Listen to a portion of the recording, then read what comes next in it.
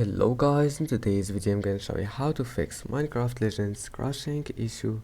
It's easy. If you want to fix this problem, all you have to do first click here and then go to Windows Update Settings and make sure to install all the updates that you can find, and after that let's move to the next step. Click here and now go to GeForce Experience. If you can't find it on your computer, just download it from any browser and then click on it, and now go to drivers.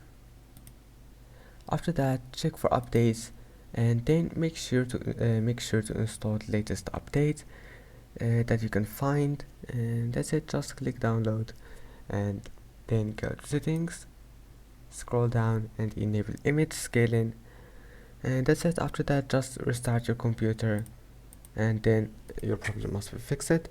Just make sure to close all the applications that you don't need in the background, all the applications that you don't need and you must know what they do.